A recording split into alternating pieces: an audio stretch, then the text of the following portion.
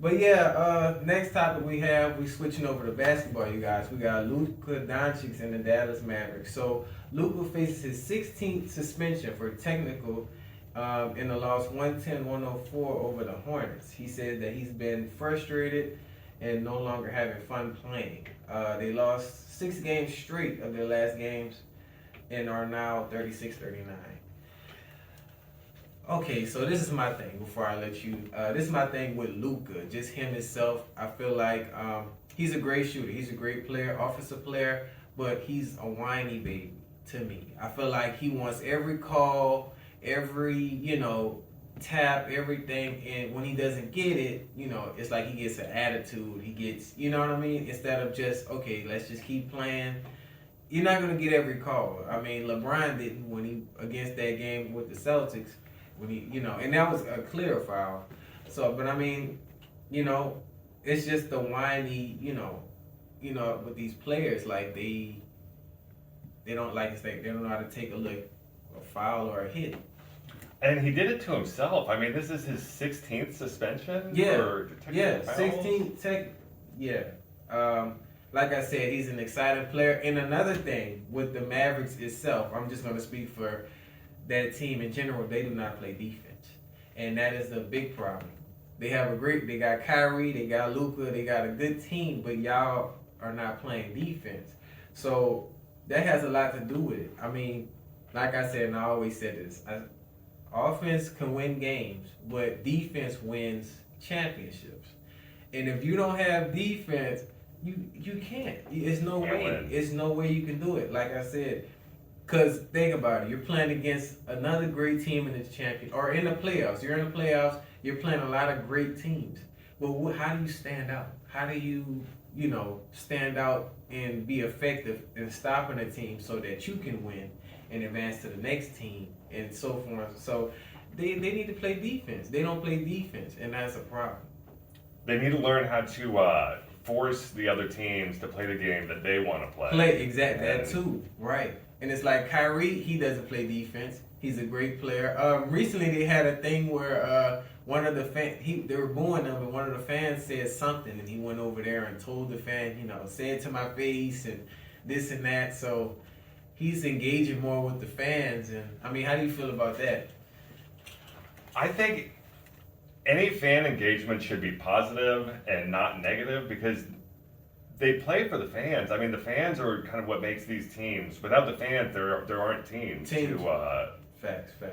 But some of those fans do get kind of disrespectful. Of course. And I guess certain players, like for instance, Russell Westbrook, he will point out the fan. He will make sure that they need to go because they're harassing me or saying some type of negative comment. So, like I said, it's not always the players. I feel like the fans, they do, kind of get overboard. There's been fans that ran on the court and tried to just do, something. So, like I said, but I feel like he handled it pretty okay. He didn't do too much. He just told them, hey, watch what you're saying, basically, and stuff like that. But either way it go, y'all still have to play defense. I mean, you know what I'm saying? Or y'all going to be wiped out. Y'all going to be wiped out, and I mean, like I said, so, yeah, Luka.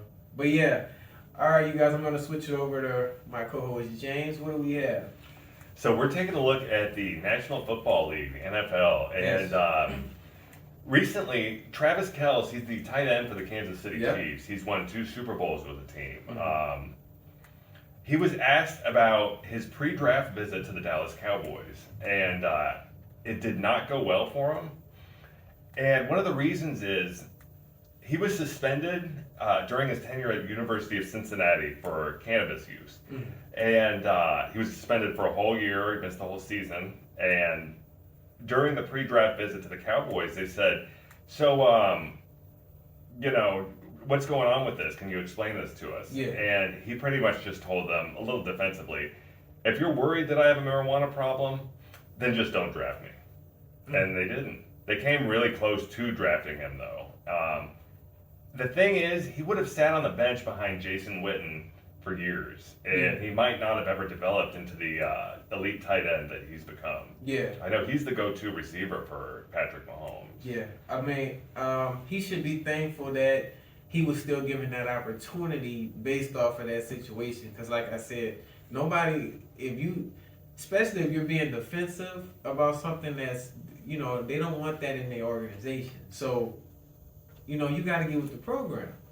But like I said, I don't know. I feel that he probably was young, younger, just doing things. Probably a mistake, a lot of players make mistakes and stuff like that. And I, learn from it.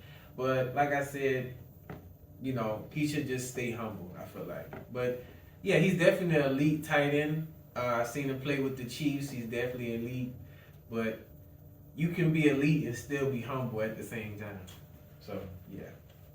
And he was on the team for years before Patrick Mahomes was drafted. So he was able to get himself with the Chiefs and get himself established there as a starting tight end. Yeah,